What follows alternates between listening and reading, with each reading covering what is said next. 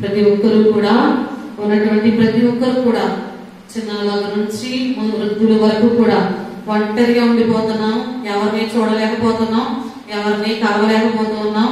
Just ఏదో phone ద్వారా మాట్లాడుకోవడమే తప్ప మనం అందరూ కలిసి కూర్చునేటువంటి అవకాశం లేదే. నాకు కష్టం ఏంటి, నాకు బాధ ఏంటి అని కన్నీటితో ఉన్నవారు కాదు. నా తోడు ఎవరూ లేరు, నన్ను ఎవరు ఆదరించేవాళ్ళు లేరు, నన్ను ఎవ్వరు కూడా నా దగ్గర ఉండేవారు లేరు, అందరూ నన్ను విడిచిపెట్టేసరే అనేటువంటి కృంగిన సమయంలో ఈ రోజు దేవుడు మనతో మాట్లాడుతున్నాడు.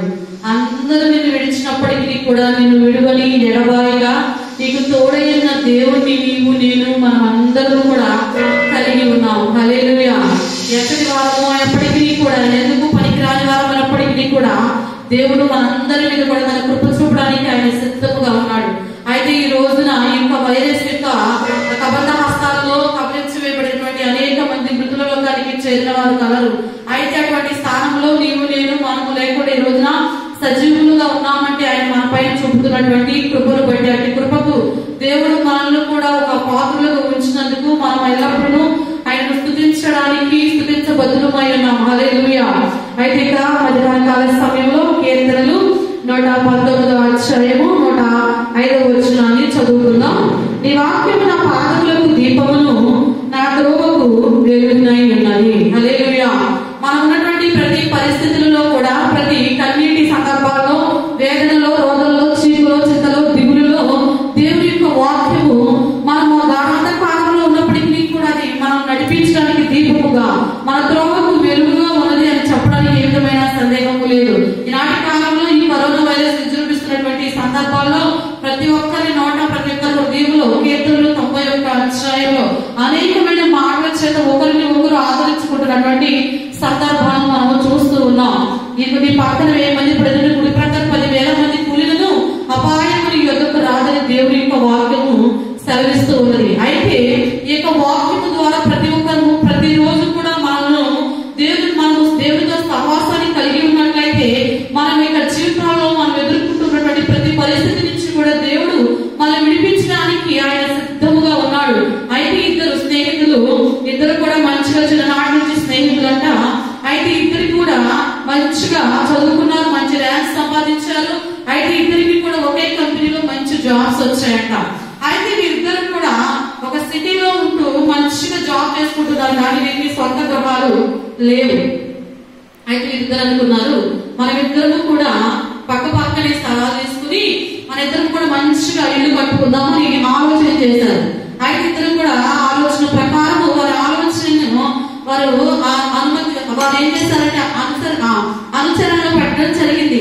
అయితే దానికి వీళ్ళకు కావాల్సినటువంటి సామాగ్రి మొత్తము కూడా ఇద్దరు తీసుకుని వచ్చి 2 గృహాలు నిర్మించడానికి మంచిగా ప్లాన్స్ వేసుకున్నారు. ఇద్దరు కూడా చక్కగా డబుల్ బెడ్రూమ్, కిచెన్, హాల్ మంచిగా చూడడానికి చాలా అందముగా ఉండేట్టుగా వాళ్ళు వారి గృహాలు నిర్మించుకోవాలన్నటువంటి ఒక ప్రణాళికతో ఇద్దరు కూడా అందుకు కావాల్సిన సమస్తాన్ని కూడా సిద్ధపరుచుకున్నారు.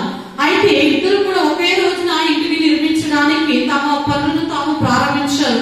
మంచి బిల్డర్స్ పిలిపించుకొచ్చుకున్నారు, మంచి ఇంజనీర్ తీసుకుని వచ్చి ప్లాన్స్ వేయించుకున్నారు. అందుకు వారికి ఆ ఇంటిని వారికి నచ్చిన రీతిలో తయారు చేసి కట్టి ఇవ్వడానికి కూడా మంచి టాపీ మేస్త్రి కూడా ఏర్పాటు చేస్తున్నారు.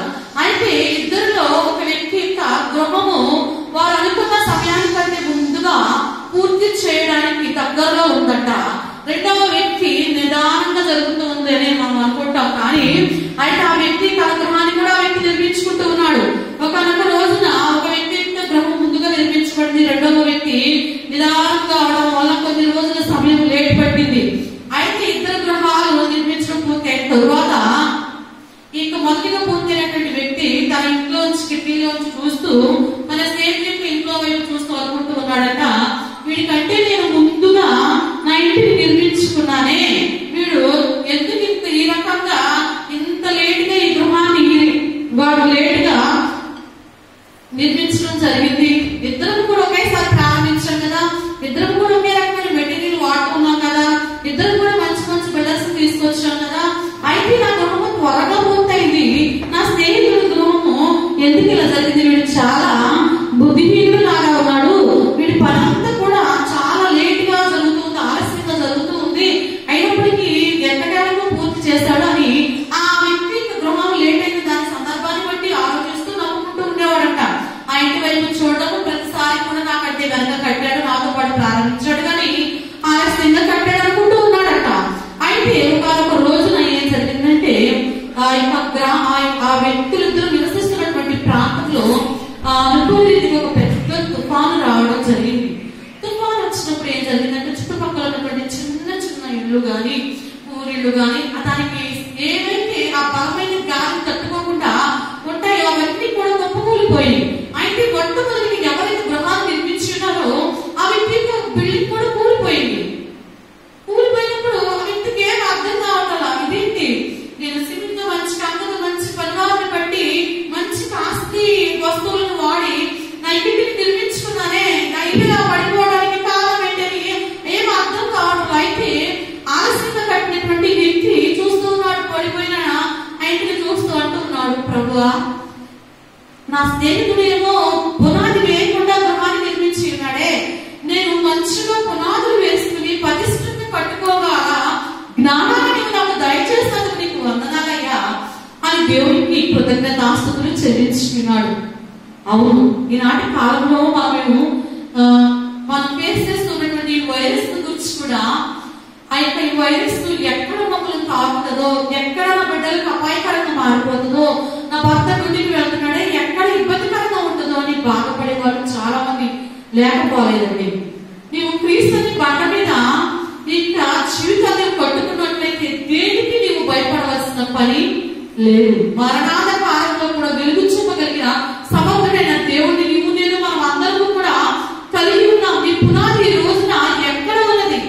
మనం అనుకుంటూ ఉంటాం, నాకు ఒక శ్రమ వస్తేనో, ఒక వ్యాధి వస్తేనో, ఒక బాధ వస్తేనో, నేను మంచి స్నేహితులను కలిగి ఉంటే, లేకపోతే డాక్టర్స్ లాంటి ఫ్రెండ్స్ నాకుంటే నాకు ఈ వ్యాధి వస్తే నాకు త్వరగా నయం చేయగలుగుతాడనో, ఆర్థిక లేని వస్తే గొప్ప ధర్మకులు నేను కలిగి ఉంటే నాకు ఆర్థిక సహాయం చేస్తాడనో ఆలోచనను ప్రతి ఒక్కరు కలిగి ఉంటాం. కానీ ఈ రోజున నీ సహవాసం ఎవరితో, నీవు ఏ బండ మీద నీ జీవితాన్ని కట్టుకున్నావు, ఏ బండ మీద నీ నడవడిక ఉంది, ఏ వ్యక్తితో నీ జీవితాన్ని ముందుకు కొనసాగిస్తూ ఉన్నావు, నీ ఆలోచనలో ఎలా ఉంటుంది? ఈ రోజున క్రీస్తు అనే బండ మీద నీ జీవితాన్ని కట్టుకున్నట్లయితే ఎన్ని వరదలు వచ్చినా, ఎన్ని సునామీలు వచ్చినా, భూకంపం వచ్చినప్పటికీ కూడా కదిలించబడనేటువంటి గొప్ప శక్తి క్రీస్తుకు మాత్రమే కలదు.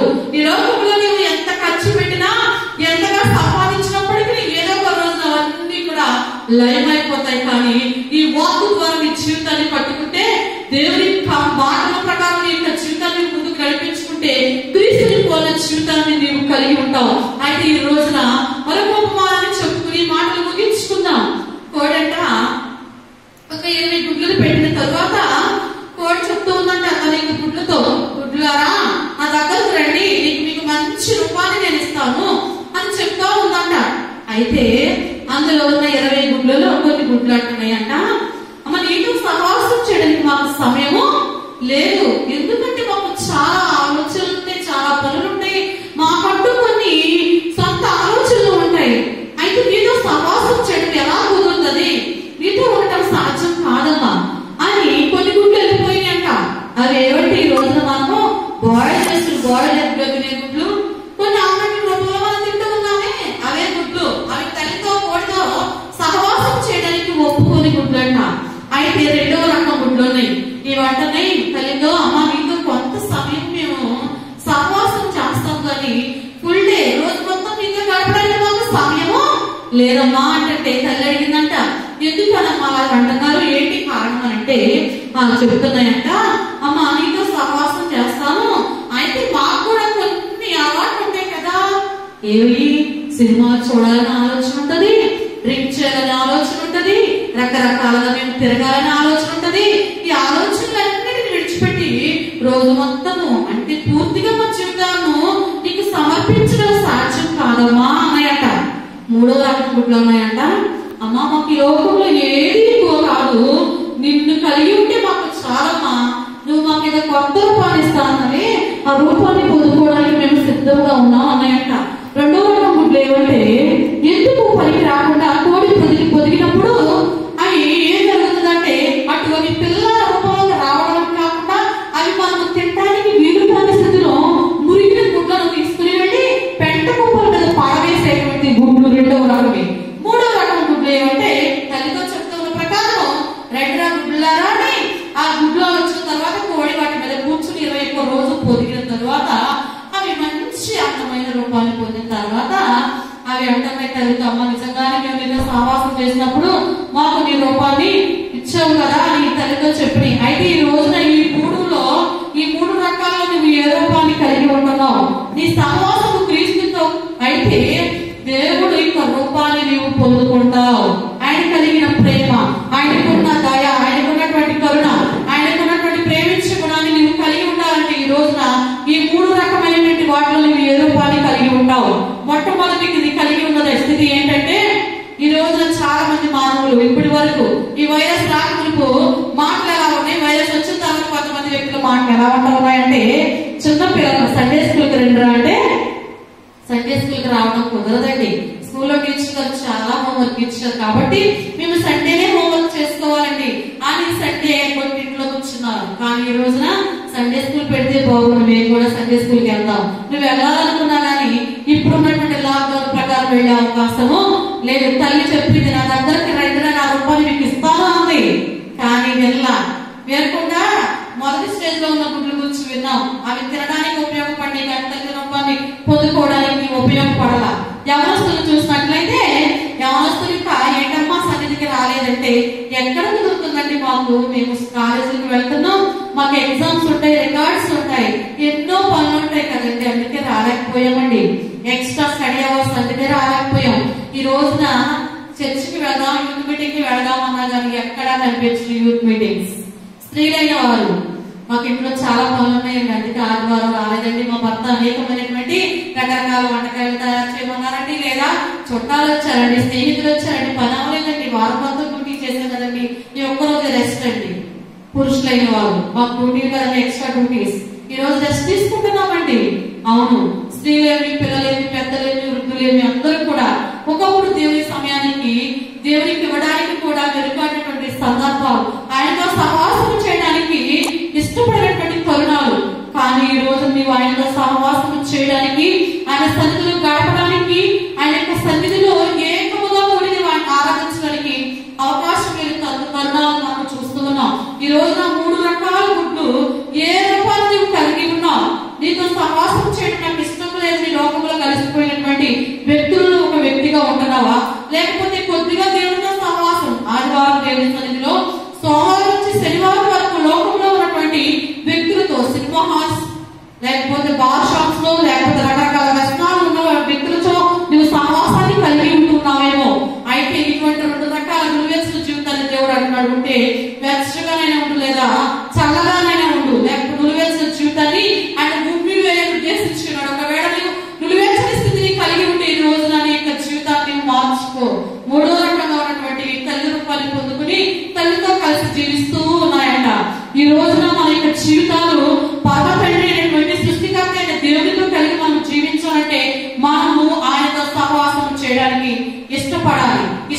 వాక్యం అనేది మన జీవితాలకు దీపముగాను వెలుగుగాను ఉండాలంటే ఆయన వాక్యాన్ని వినడం మాత్రమే కాదు, విన్న వాక్యాన్ని మనం ఆచరణ పెట్టేటువంటి వ్యక్తిత్వాన్ని కలిగి ఉండాలి. ఎంతవరకు మనం ఆ వాక్యను మనం ఆచరణ పెడుతూ ఉన్నాం, ఆచరణలో పెట్టకుండా నాకు దేవుని రూపం రావాలంటే కుదరదు.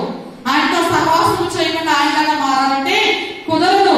అదిగో సమయం ఉండగా దీపం ఉండగా ఇల్లు చక్కబెట్టగా ప్రభువు చెబుతూ ఉన్నాడు. బుద్ధిగల కన్యకలైతే తమ జీవితాన్ని సిద్ధపరచుకుంటున్నారు కాబట్టి ఆయన ఎంతబడి ఉన్నారు. ఈ రోజున నువ్వు బుద్ధిగల కన్యక వలె ఉన్నావా, లేకపోతే బుద్ధి లేని కన్యకల వలె విడవబడే స్థితిలో ఉంటూ ఉన్నావా? నువ్వు బుద్ధిగల కన్యక వలె ఆయనకు ఎంతబడి గుంపులో ఉండాలంటే మొట్టమొదటిగా నీ పునాది క్రీస్తు మీద ఉండాలి. క్రీస్తు మీద, దేవుని వాక్కు మీద నీ పునాదిని నీవు నిర్మించుకోగలిగితే ప్రతి దినము కూడా నీవు ఆయనతో సహవాసం చేయడానికి ఇష్టపడతావు. ఆయనతో సహవాసం చేయగలిగితే నీవు ఆయన రూపంలోకి మార్చబడతావు. ఆయన రూపంలోకి మార్చబడిన నీకు ఈ భూమి మీద వస్తున్న ఏ వైరస్ కానీ, ఏ విపరీతమైనటువంటి ప్రకృతి వైపరీత్యాలు కానీ నిన్ను ఏమీ చేయలేవు అని దృఢ నిశ్చయంతో నీ జీవితాన్ని నీవు కొనసాగించగలుగుతావు. అయితే ఈ రోజున నీ యొక్క జీవితం ఎలా ఉంది, నీవు ఈ సహవాసము ఎవరితో ఉన్నది? ఇప్పటి వరకు ఒకవేళ వేరే వ్యక్తులతో నీ సహవాసం ఉంటే దేవుడు రోజు నీతో మాట్లాడుచున్నాడు. నీ సహవాసం ఎవరితో? ఆయనతో సహవాసం చేసినట్లయితే నీ జీవితాన్ని, నీ కుటుంబాన్ని దేవుడు ఆయన తన యొక్క రెక్కల చోటున కాచి కాపాడడానికి సిద్ధముగా ఉన్నాడు. అయితే నీవు ఆయనతో సహవాసం చేయడానికి సిద్ధముగా ఉన్నావా? నీ కొద్ది మాటకు దేవుడు దీవించి ఆశీర్వదించును గాక. ఆమేన్.